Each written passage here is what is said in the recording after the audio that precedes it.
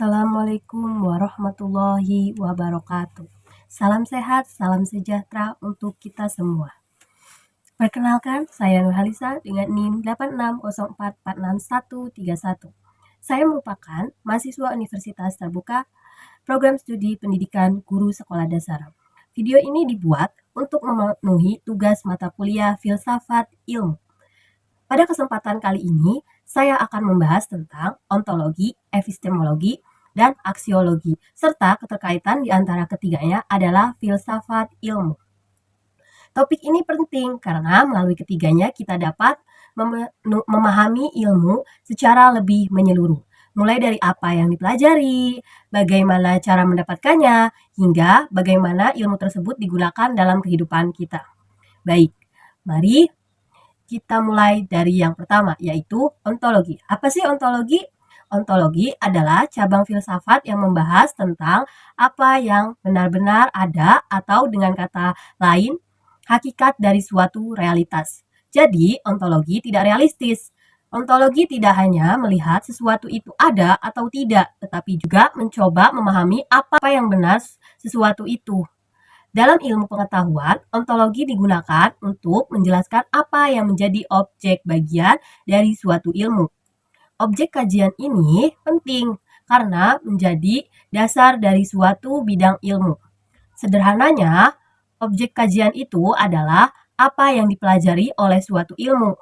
Setiap ilmu mempunyai fokusnya masing-masing. Misalnya, biologi mempelajari makhluk hidup, fisika mempelajari gejala alam, dan psikologi mempelajari perilaku manusia, dan psikologi mempelajari perilaku manusia. Objek kajian juga bisa dilihat dari dua sisi, yaitu objek material dan objek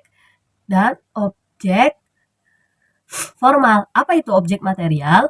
Objek material adalah apa yang dipelajari, sedangkan objek formal adalah sudut pandang atau cara ilmu tersebut melihat objeknya.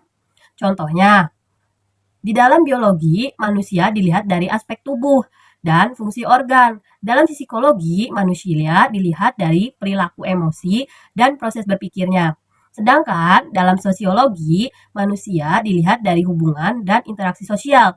Jadi, walaupun objeknya sama, cara memandangnya berbeda. Selain itu, ontologi juga artinya kita tidak hanya tahu apa yang dipelajari, tetapi memahami esensi atau inti dari hal tersebut. Dengan begitu, ontologi membantu ilmu memiliki arah yang jelas dan dasar yang kuat. Selanjutnya, kita ke bagian epistemologi. Apa sih epistemologi? Epistemologi adalah cabang filsafat yang membahas tentang pengetahuan, yaitu bagaimana pengetahuan itu diperoleh dan dari mana sumbernya, serta bagaimana kita memastikan bahwa suatu pengetahuan itu benar. Ilmu itu bisa diperoleh melalui pengalaman langsung atau empiris, yaitu dari apa yang kita lihat, dengar, dan rasakan. Dalam kehidupan sehari-hari, selain itu juga ilmu bisa diperoleh melalui akal rasio, yaitu dengan cara berpikir logis, menganalisis, dan menarik kesimpulan. Dalam pengetahuan, cara memperoleh ilmu biasanya dilakukan melalui metode ilmiah. Metode ilmiah dimulai dari observasi atau pengamatan, kemudian perumusan masalah, penyusunan hipotesis, pengujian melalui eksperimen, hingga akhirnya dikali kesimpulannya. Selain itu, ada juga cara berpikir dedukatif dan indukatif. Apa itu dedukatif? Dedukatif adalah menarik kesimpulan dari hal umum ke khusus, sedangkan indukatif dari hal khusus ke umum. Epistemologi juga membahas bagaimana kebenaran itu diuji. Kebenaran itu tidak cukup hanya diyakini, tapi juga harus diuji.